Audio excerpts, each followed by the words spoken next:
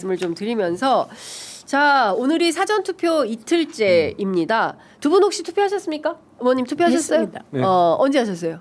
어제요. 어제 첫날. 네, 첫날. 의원님은? 저도 어제 오후에 제 딸이 네. 생애 첫 투표였어요. 오, 어제. 그러니까 예. 이제 투표권이 막 생겨갖고 생겼구나. 어제 오후에 잠깐 방송 사이에 짬이 나서 딸 데리고 가서 예. 그 같이. 사전 투표 같이 했죠. 예. 따님이 뭘 하세요? 네? 처음 투표하는 기분. 그러니까 제 딸은 네. 정치나 뭐 이런 거에 관심이 거의 없어요. 네. 아들하고 또 틀려요. 보니까. 근데 가자 그랬더니 군말 없이 따라가더니 그러더니 나한테는 누구 찍을 거냐고 물어보더니 그러면서 바로 얘기하더라고. 자기 누구 찍을 건지 안 가르쳐 주겠대. 그냥 귀엽게 데리고 갔습니다. 아, 너무 잘하셨네요. 예. 귀여워. 저희 집 큰 아이도 이제 투표권이 있어서 투표를 이제 오늘 할 건데 어른이 된 것 같다고.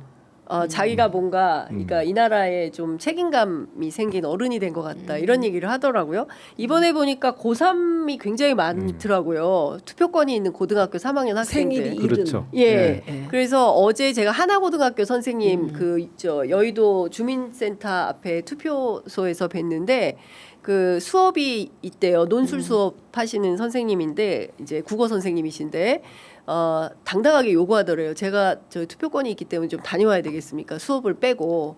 그래서 선생님이 갔다 와라. 이렇게 말씀을 하셨다고 그러더라고요. 그러니까 적극적으로 고등학생들이 투표 참여하시는 것 같습니다. 예쁘다. 의원님 그 현장에서 만난 유권자 반응은 좀 어떻습니까? 저희는 물론 저를 좋아하는 분들은 다 우리 쪽이겠죠. 그런데 어제 사전투표소에 제가 이렇게 돌았어요. 네네. 돌았는데 어제는 나이 드신 분들도 이번엔 심판해야 되겠다 이런 분들이 많으셨고 네. 오늘은 제가 여기 오느라고 못 가봤는데 일단 역에서 인사했거든요. 네네네. 저는 역에서 인사할 때 원래 작용 반작용의 법칙에 따라 사전 투표율이 너무 높으니까 보수적인 어른들이 우리가 소리 지르면 시끄럽다. 한 두 분 정도가 그랬던 것 같아요. 평소에는 말 안 하시던 분들이 이제 막판이다 이렇게 해서 소리를 아니, 근데 내신 것 저는 같아요. 어제 그 여의동 그 주민센터 앞에서 투표소에 굉장히 직장인들 특히 금융권 줄이 엄청 엄청나게 길었어요. 길었어요. 네. 그래서 주민들이 굉장히 많이 나오셔서 현장에 스케치를 갔는데 국민의힘 관계자가 제가 취재하는 거를 못하게 막 방해를 하는 거예요. 그래서 상당한 소란이 있었습니다. 그래서 그래요? 뭐 경찰도 오고 오. 그리고 또 선관위 관계자도 오시고 주민센터에서도 놀래서 나오시고 막 그랬는데 지금 도처에서 그런 소란들이 있어요. 특히 이제 황교안 후보 측의 어떤 부정선거 감시단 오늘 보니까 부정선거 의심이 된다 해서 배관을 타고 선관위에 침입한 30대가 현행범으로 체포된 일도 있었습니다. 왜 이렇게 부정선거 얘기를 계속 하는 걸까요? 그러니까 어제 왜 신천 쪽에 사전 투표소에서 네. 투표용지를 들고 그렇죠. 바깥에 이제, 뭐 나왔다가 나중에 투표하는 일이 벌어졌잖아요. 네. 그러니까 이때다 싶은가 봐요. 그러면서 다시 부정선거 음모론을 꺼내더라고. 네. 아니 그러니까 이게 이제 투표 결과는 다들 어느 정도는 이제 짐작이 되는 상황에서 결국엔 불복을 하기 위한 그 밑자락을 깔고 있는 것 같아요. 그래서 거 봐라 뭐 투표용지 밖으로도 들고 나왔지. 근데 그거 하고 지금 이른바 국민의힘 쪽이나 이쪽 참관인들이 그 주장들을 하잖아요.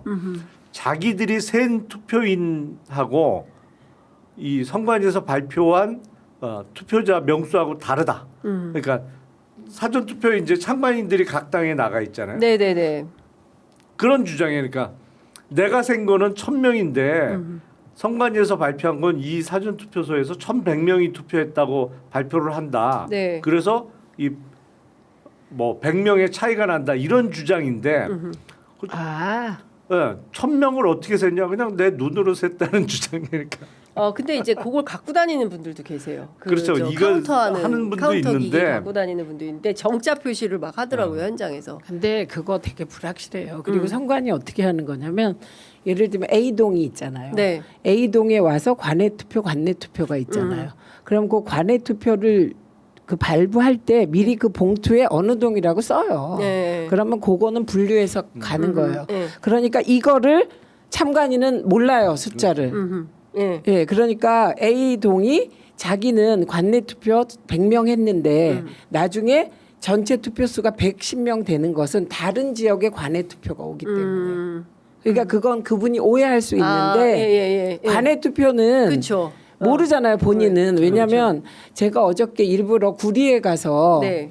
그 뭐 유명 연예인들하고 구리에 가서 관외 투표를 했어요. 아, 예, 예. 예, 전국 어디서나 투표할 수 있다. 이걸 보여주려고 네. 국민참여본부에서 했거든요. 예, 예.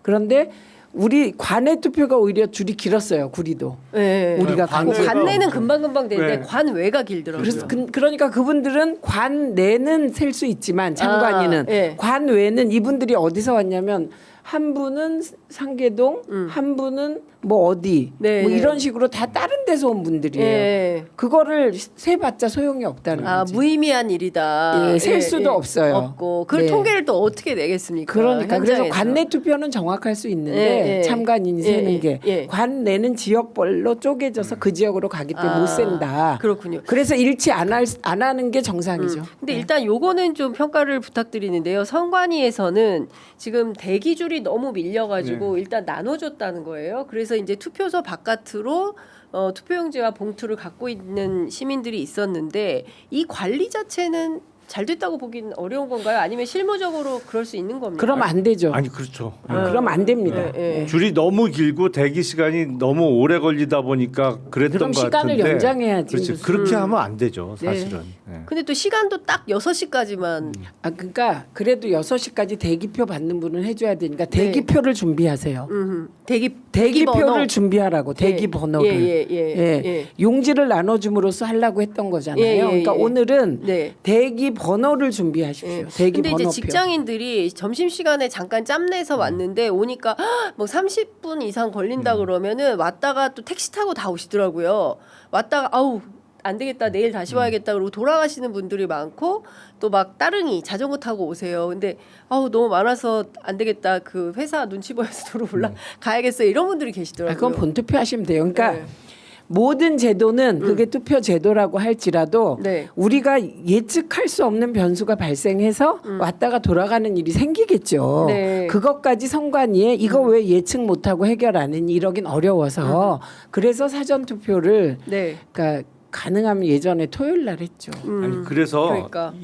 이번 토요일 선거야 어쩔 수 없지만 이번 대선 치르고 나면 선거법을 개정할 네, 필요가 네. 있어요. 네, 네. 그러니까 선거법의 본투표일로부터 5일 전에 2일 이상 그 실시하도록 돼 있잖아요. 네, 네. 그러다 보니까 이번은 수요일이 아닌 이제 대통령 보궐선거 격이죠. 갑자기 이제 그 탄핵돼서 이루어지는 선거다 보니까 수요일이 아닌 화요일날 본투표를 실시하게 됐고 선거법에 따라서 목금이 사전투표일이 됐는데 네. 그거를 5일이 아니라 5일 이내로만 예. 바꿔주면 그렇죠.